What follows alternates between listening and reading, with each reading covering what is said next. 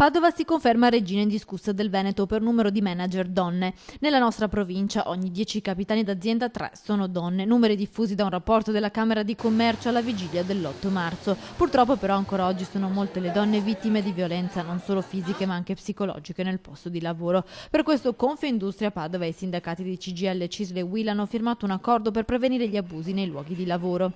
Però soltanto una piccolissima percentuale delle donne denuncia queste molestie ricevute negli ambienti di lavoro. Il più delle volte le donne abbandonano il lavoro per autotutelarsi e questa non è sicuramente la via giusta, perché le persone abbandonate non hanno altra scelta.